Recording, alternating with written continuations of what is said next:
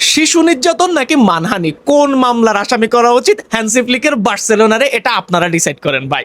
কারণ গতকাল রাতে সৌদি আরবের মতো জায়গায় স্প্যানিশ সুপার কাপের সেমিফাইনালে বার্সেলোনা অ্যাথলেটিক বিলবাওয়ের সাথে যা করছে, এটা লিটারালি মানবতা বিরোধী কাজ ভাই। এটা মনুষ্যত্বের মধ্যেই পড়ে না, এটা অমানবিক কাজ ভাই। লিটারালি ফার্স্ট হাফেই 4 গোল, আর একটু স্পেসিফিকভাবে বললে খেলার 22 থেকে 38 মিনিট পর্যন্ত এই 16 মিনিটে তারা 4টা গোল দিয়ে দিছে ভাই। আমি জাস্ট চিন্তা করতেছিলাম যে একটা বিলবাও ফ্যানের তখন মনে কি চলতেছিল ভাই। আমাদের সবার হ্যান্সি ফ্লিকের বার্সেলোনা, স্পেশালি হ্যান্সি ফ্লিকের উপর একটাই অভিযোগ যে সে কেন হাইলাইন ডিফেন্স খেলায়, তার সিস্টেমে আমরা গোল খাই কেন। বাট যেদিন তার সিস্টেম কাজ করে, যেদিন তার প্লেয়াররা প্রপারভাবে সুযোগের ইউটিলাইজেশন করতে পারে, সেদিন সেই খেলার হাইলাইটস আমরা ইউটিউব ফেসবুকে পাই না, সেটা পাই আমরা ওয়েবসাইটে, কারণ তারা ওইভাবেই খেলে।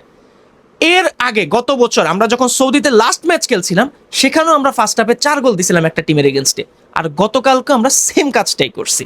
অ্যান্ড অ্যাজ এক্সপেক্টেড আমাদের মানবতার ফেরিওয়ালা হ্যান্সি ফ্লিক প্রথম হাফে 4 গোল দেওয়ার পর পরের হাফে খেলাটা স্লো করে দিছে, সেটা নিয়ে আজকে একটু পরে কথা বলবো। বাট হোয়াট আ ম্যাচ ভাই, হোয়াট আ ম্যাচ। এরকম ম্যাচ দেখার পর আমার মতো যারা বার্সেলোনা ফ্যান আছে তাদের কাছে সবকিছু ভালো লাগে। আমার কাছে তো সবকিছুই ভালো লাগতেছিল। আমার কাছে নেয়া কাকারের ললিপপ গানটা ভালো লাগতেছিল, আমারও সকালবেলা আম্মু গালিগালাজ করে ঘুমতে করতেছে, আমার কাছে সেটাও ভালো লাগতেছে। বার্সেলোনা যেদিন এভাবে খেলে জিতে আমার কাছে সব ভালো লাগে ভাই। আমি হয়ে যাই সন্ন্যাসী লেভেলের লোক, আমার কাছে সব ভালো লাগে ভাই। গতকালকে কি ম্যাচ খেলছে ভাই। রাফিনা লিটারালি জিত তুলছে, জিত জিত। তারে যে গত সিজনে ব্যালন ডিওর দেওয়া হয় নাই, তারে যে একটা পিছনের পজিশনে রাখা হয়েছে, সেটার সে প্রপার জিত তুলছে ভাই। গতকালকের ম্যাচে বিলবাওয়ের যারা প্লেয়ার আছে তারা তো অবশ্যই দুঃখী হবে, তাদের যে কোচ সেও দুঃখী, বাট আরেকটা প্লেয়ার ছিল সেও দুঃখী। দুইটা প্লেয়ার, একটা হচ্ছে লামিন ইয়ামাল আর একটা হচ্ছে লেভানডস্কি। তারা কেন দুঃখী? এই যে একটা গোলের মহড়া চলছে, সেখানে তারা পার্টিসিপেটই করতে পারে নাই। আরেকটা মজার জিনিস ভাই, উনাই সিমন হচ্ছে স্পেন ন্যাশনাল টিমের ফার্স্ট চয়েস গোলকিপার, এবং তাকে আমরা দেখে আসতেছি, এবং জোয়ান গার্সিয়ারে আমরা চাচ্ছি যেন সে ওয়ার্ল্ড কাপটা খেলে স্পেনের হয়ে ফার্স্ট চয়েস গোলকিপার হিসেবে। বাট কালকে এটা অলমোস্ট কনফার্মই করে দিছে যে উনাই সিমন না, বরং জোয়ান গার্সিয়া হবে স্পেন ন্যাশনাল টিমের ফার্স্ট চয়েস গোলকিপার।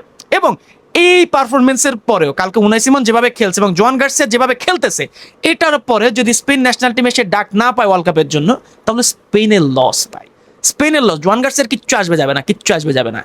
কারণ এর আগের ম্যাচ মানে স্প্যানিওলের সাথে যে ম্যাচটা হয়েছে, সেই ম্যাচে আমাদের সবার একটা অভিযোগ ছিল যে আমাদের বাকি প্লেয়াররা কি করতেছে, খেলা তো খেলছে জোয়ান গার্সিয়া। এই জিনিসটা আমার মনে হয় যে আমাদের প্লেয়ার যারা আছে তারা খুব ইগোতে নিয়ে নিছে। কারণ গতকালকে বিলবাওর এগেনস্টে ম্যাচে জোয়ান গার্সিয়ারা তারা খেলতে দেয় না, মাঠে নামায় স্ট্যাচুর মতো দাঁড় করায় রাখছে, তার কাছে বলই তো আসে না। 76 মিনিট পর্যন্ত সে কোনো ডেডলি সেভই দেয় নাই ভাই। কি রকম একটা ম্যাচ, এটারে বলো ডমিনেশন। ফার্স্ট হাফে আমাদের যে বল পজিশন ছিল সেটা ছিল 76%, মানে ওদেরকে আমরা বলও ধরতে দিই নাই। নিকো উইলিয়ামস কালকে খেলে নাই, লামিন ইয়ামাল কালকে খেলে না, বাট নিকো উইলিয়ামস বেঁচে গেছে ভাই, নিকো উইলিয়ামস বেঁচে গেছে। কালকে যদি সে খেলতো কি যে হইতো তার সাথে ভাই, কি যে হইতো। এর আগের ম্যাচ মানে গতকালকের ম্যাচের আগে যখন আমরা বিলবাওর সাথে খেলছিলাম, নিকো উইলিয়ামস জাস্ট একবার রাইট সাইড একবার লেফট সাইড, একবার রাইট সাইড একবার লেফট সাইড এভাবে সোয়াপ করতেছিল। কালকে ওই সুযোগও দিত না ভাই, কালকে ওই সুযোগও দিত না। প্রত্যেকটা প্লেয়ার টপ নচ খেলছে। এখন এটা স্বাভাবিক, যখন আপনার টিম ভালো খেলবে তখন আপনার প্রত্যেকটা জিনিসে কাজ করবে, প্রত্যেকটা জিনিস আপনার কাছে ভালো লাগবে, আপনি ক্রিটিসাইজ করার তেমন কিছু জিনিস পাবেন না। বাট কালকে ভাই, এখন একটা জিনিস আমি আপনাদের জানাই দিই যে খেলা তো আনপ্রেডিক্টেবল, সেটা ঠিক আছে, বাট হ্যান্সি ফ্লিকের লাইন আপটাও আনপ্রেডিক্টেবল। লাইন আপ যখন আমি দেখছি, আমি পিছন থেকে আসতেছিলাম, আমি দেখি যে জেরার্ড মার্টিন নাই, সেখানে খেলতেছে এরিক গার্সিয়া। আমার কাছে মনে হলো তাহলে মিডফিল্ড কারা খেলতেছে। আস্তে আস্তে যখন যাচ্ছিলাম দেখি যে ফ্রেঙ্কি আর পেদ্রি দুজনের ডুও, যেটা খুবই মাস্টার ক্লাস তারা দিয়ে থাকে, এবং সেই জিনিসটা তারা দিছে। সামনে ফার্মিন লোপেস। রাইট সাইডে যখন আমি দেখছি, আমি দেখি যে রুনিবার দাগি। আমি বলি তাহলে লামিন ইয়ামাল নাই। লেফট সাইডে রাফিনা, মিডলে ফার্মিন, আর হচ্ছে কি ফেরান তোরেস। আমি বুঝেই নিয়েছিলাম যে আজকে কিছু একটা হবে, এবং খেলার অ্যাপ্রোচটা ওই রকম ভাবে ছিল।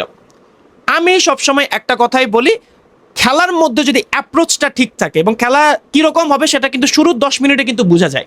আজকে খেলা কিরকম হবে এটা শুরু 10 মিনিটে বোঝা যায়, এবং বার্সেলোনা কালকে শুরু থেকে অ্যাটাক করতেছিল।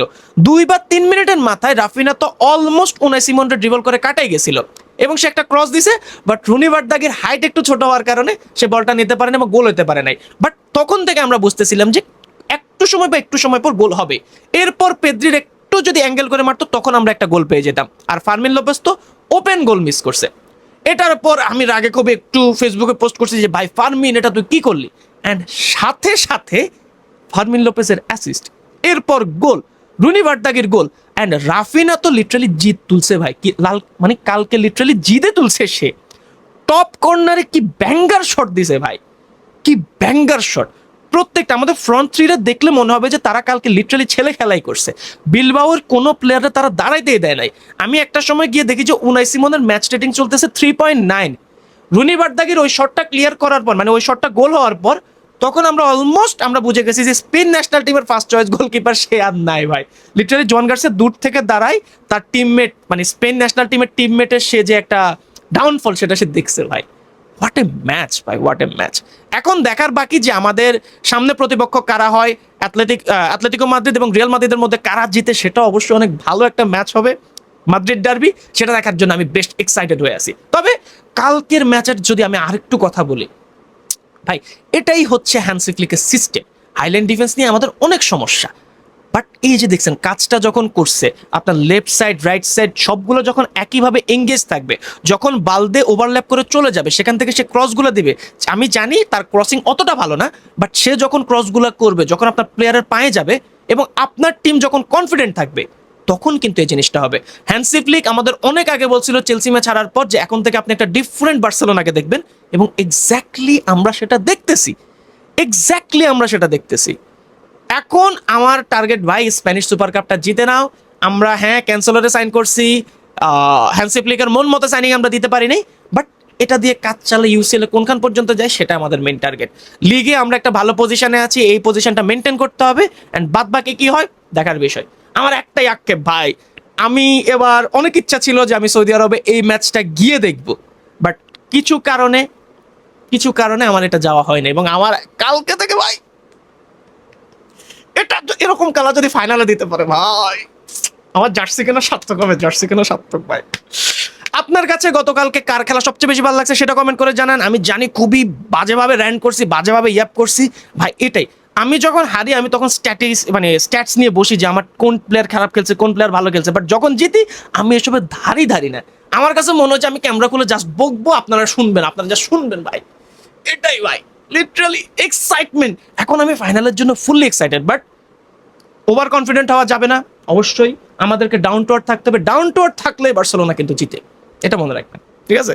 সো কার খেলা সবচেয়ে বেশি ভালো লাগছে আবার কমেন্ট করে জানান। আর পরবর্তী ভিডিও পর্যন্ত সবাই ভালো থাকবেন, সুস্থ থাকবেন, সবাইকে আসসালামু আলাইকুম।